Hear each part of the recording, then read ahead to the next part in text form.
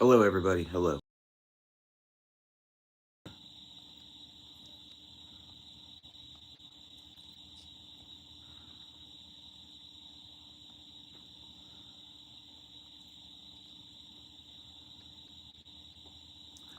Hello. Good morning, everybody.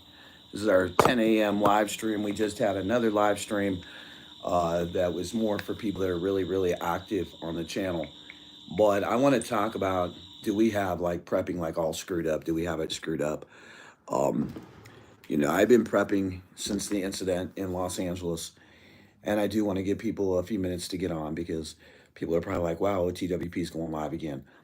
Um, every couple weeks we're going to have a regular show where not just everybody strolls into the prepping show, because it's like sometimes it gets a little difficult to deal with people and their attitudes and their keyboard warriors and their trolling and all that stuff.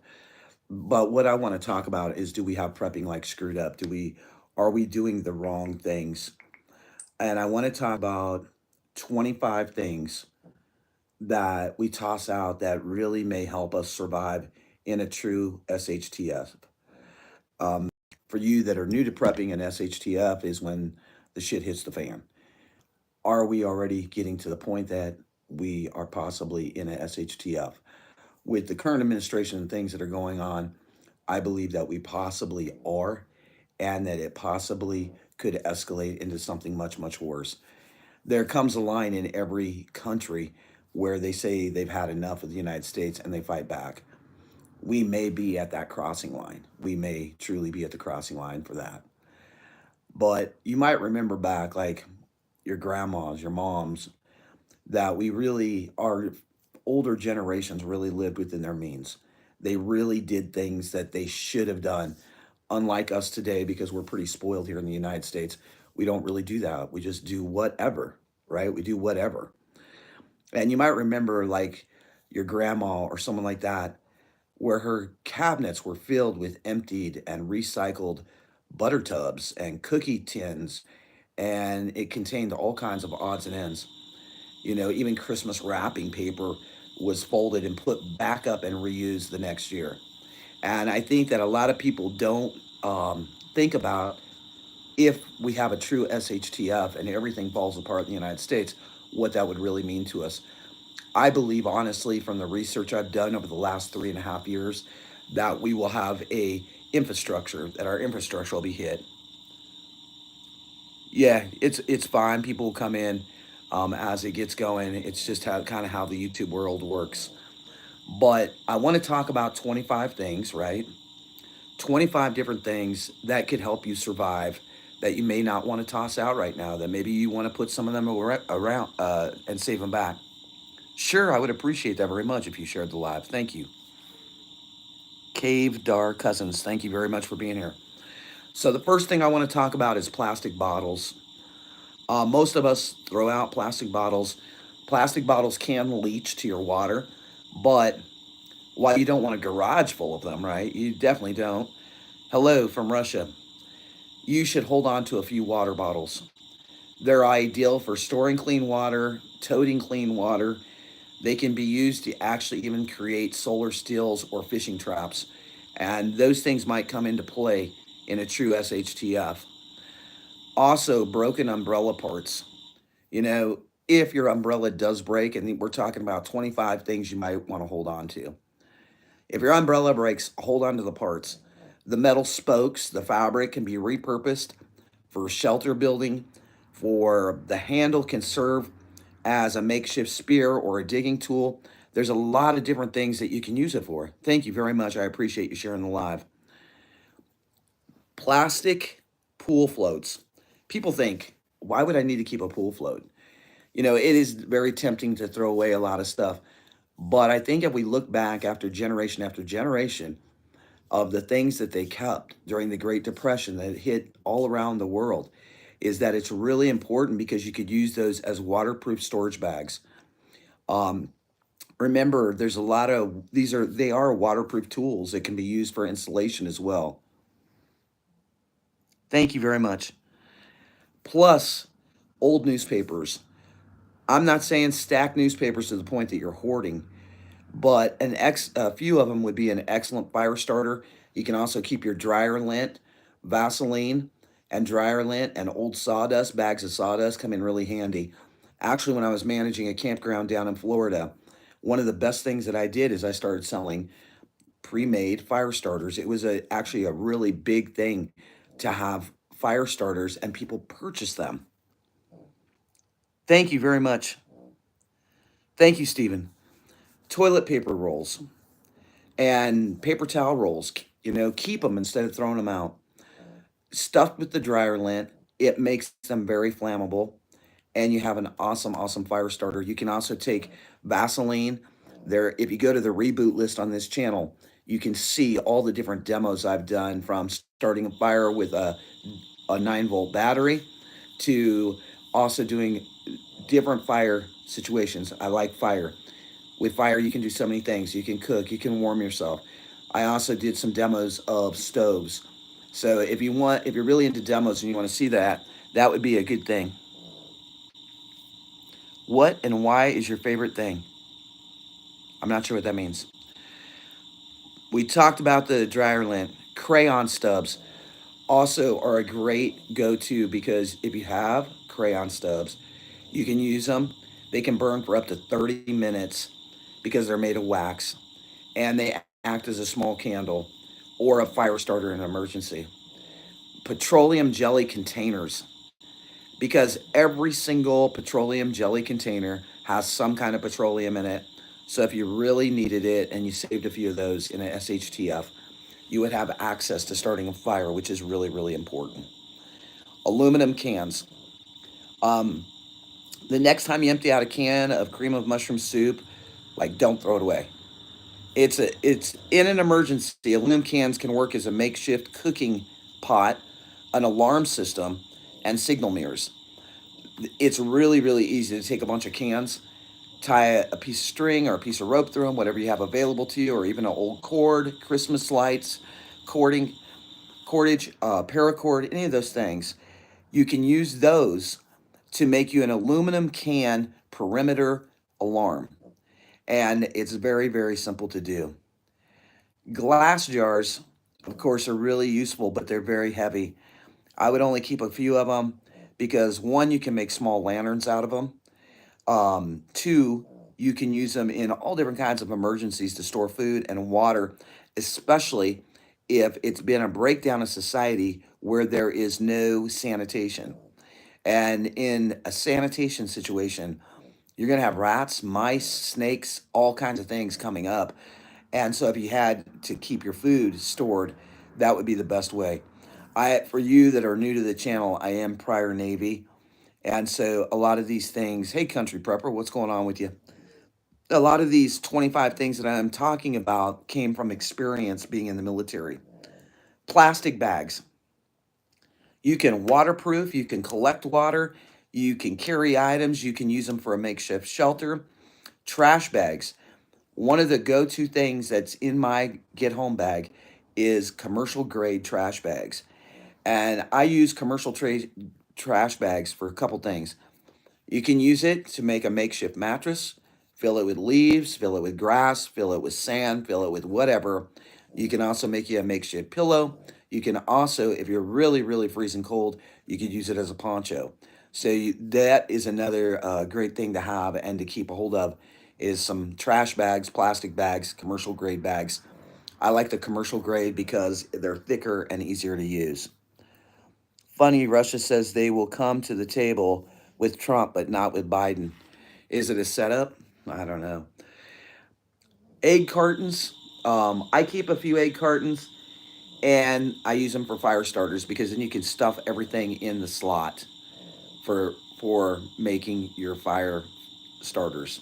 Cardboard boxes sell the same thing. You can use them for insulation, fire kindling, carrying items, and also constructing a temporary shelter. Most people act like they're Billy Badass when they're preppers and talk about, well, I'm going to do this and I'm going to do that. I'll tell you what, when this shit breaks loose, most people are going to be scared to death. And you're going to have upset stomach, you're going to be tore up, and you're going to be emotionally drained, you're going to be sleep deprivation and all those things. So it's really important to think about those a little ahead of time.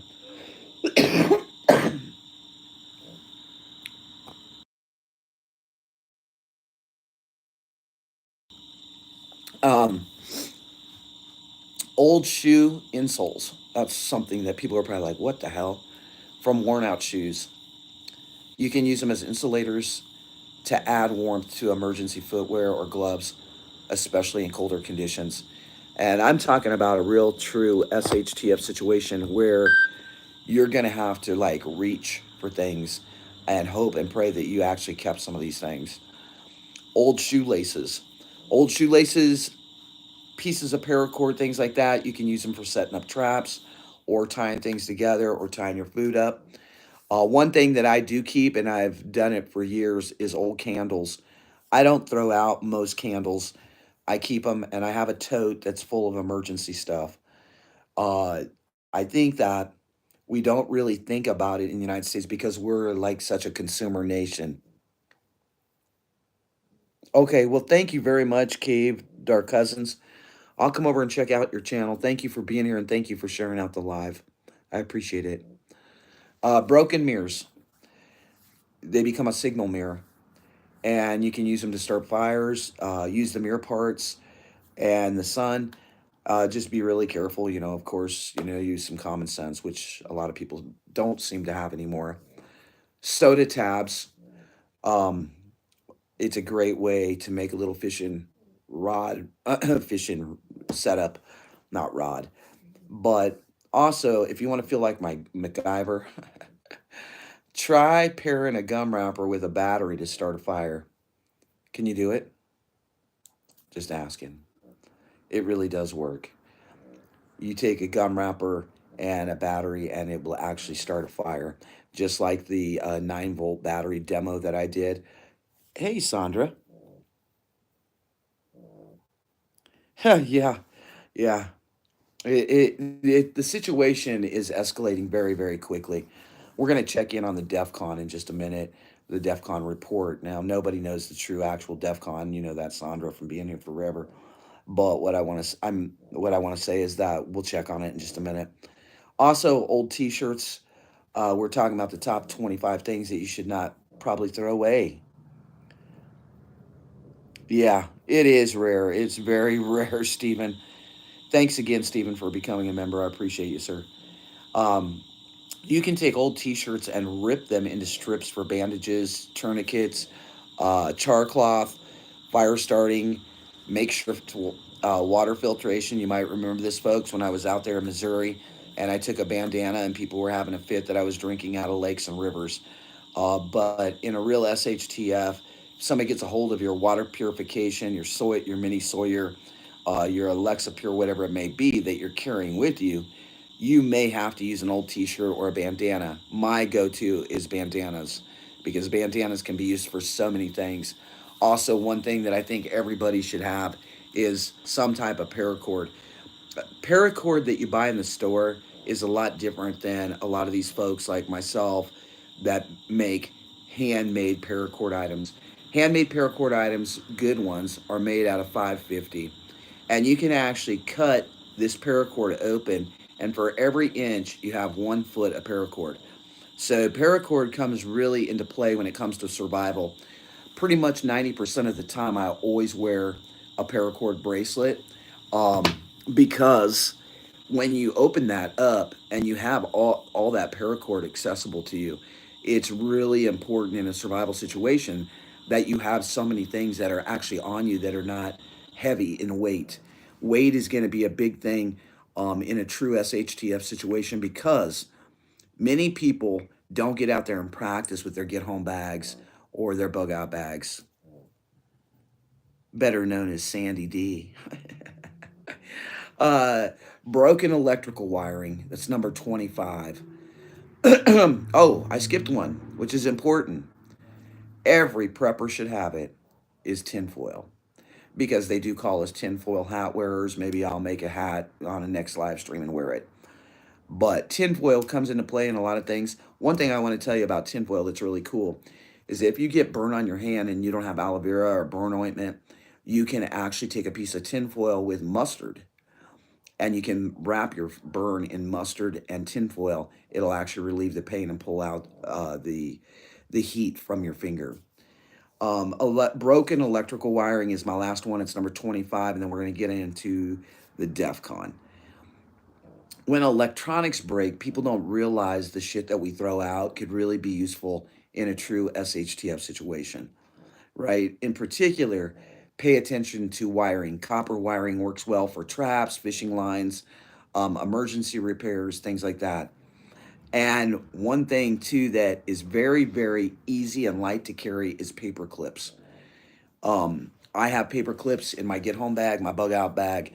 I carry a couple actually in my car, just in the center console, because you can use them as a small tool. You can use them as a fishing hook. You can pick a lock with them. There's a lot of things you can do with them. So my biggest thing is before you throw anything out in the garbage, instead of becoming the consumer nation, maybe tighten the belt like our ancestors did and become a little more conservative and a little more aware of what you have. And actually, I think that there's an article, Sandra, that I want to talk about. Let's see here, Sandy D. Let's see. Because things are going pretty haywire in this country right now. And I think most people that aren't prepping are going to be really, really um, in for a real shit show. I'm going to give you some highlights of things that are going on around the country right now. The police are investigating multiple drones being flown over New Jersey towns at night. Authorities didn't say if they know who was operating the drones or why they were overhead, but it's one of those things that why is it kind of like the balloon syndrome?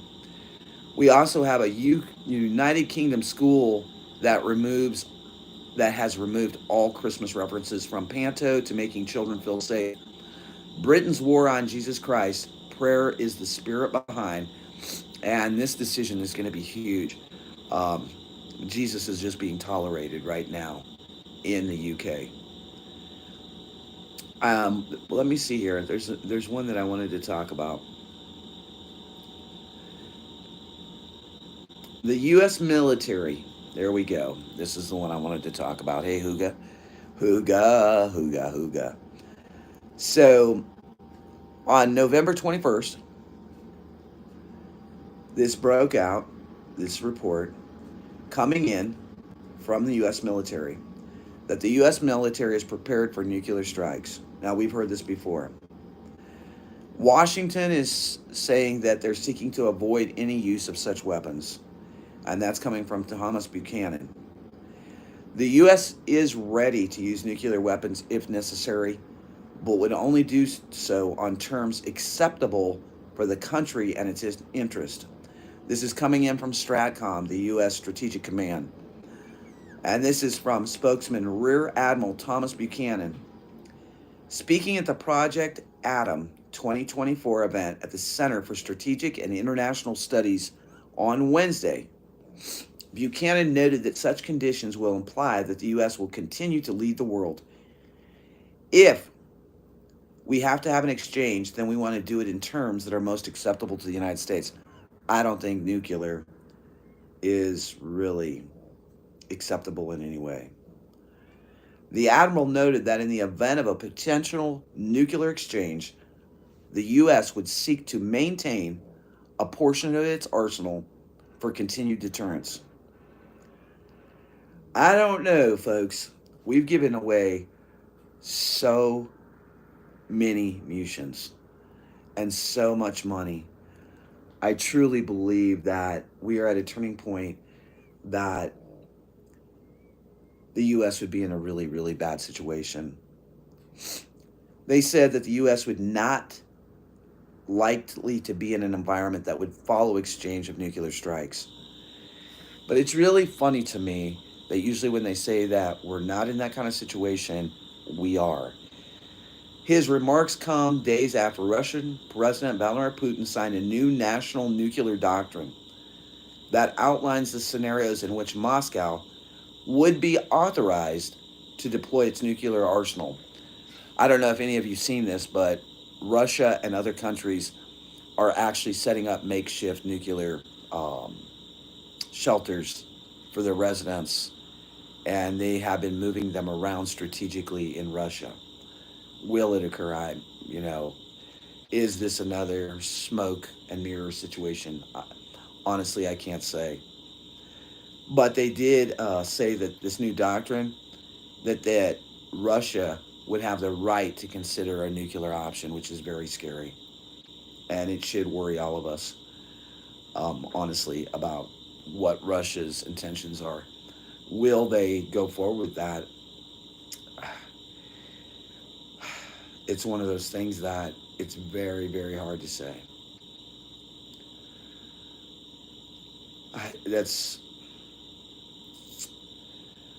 I know that at 6:58 a.m. Russia did fire an ICBM at Ukraine, and it says that the new U.S. base in Poland and now a priority target for destruction. So they are making like really, really heavy threats. Um, we we are in this shit show, and we're stuck in the middle of it. I think that the Russia and Ukraine situation will escalate because Ukraine launched this British Storm Shadow missile into Kursk, Russia. Hey, Brian, what's going on? And the armed forces of Ukraine, they launched what is reported to be 12 Storm Shadow cruise missiles into Kursk, Russia. But there's a video that actually records 14 explosions. So it's one of those things that I think that Russia has had enough. Will they sit down with Trump after Trump takes the presidency, or is it going to escalate it to the point that Russia and the United States are going to get into it and go full tilt? What do y'all think in the chat? Do you think it'll go full tilt? I mean, I know that coming in from a radio show that the embassies are evacuating from Kyiv, and Russia is preparing its RS 26 missile launch against Kyiv. So that could be huge, especially if the United States, Spain, Italy, and Greece continue to do what they've done, which they're closing and evacuating their embassies in Kyiv and Ukraine.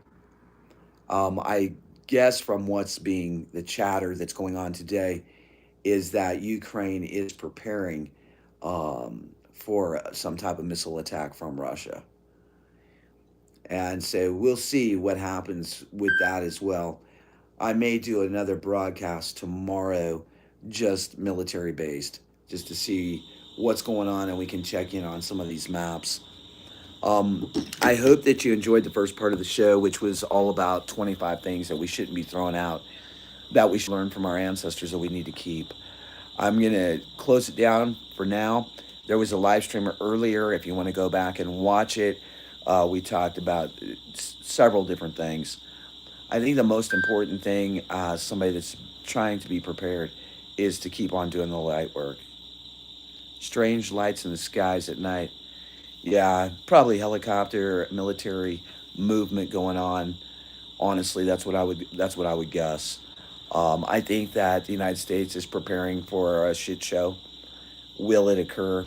You know, I think they're already within our own borders, so I think it's just a matter of time. It's just a matter of time before it hits us in our own backyard, and then people will be all shook up. When prepping channels have been on YouTube for quite a while, and telling people what kind of legwork we need to do. So I hope that you keep prepping. I appreciate everybody being here today. God bless you from here in Colorado to wherever you're at. Keep prepping. Most importantly, don't throw out things that you could use down the road to save some of your resources and some of your money. So, everybody have a great day. Thanks for being here. Until I see you again, head on a swivel. Keep prepping. Most importantly, learn the skills. That's really, really important. God bless everybody.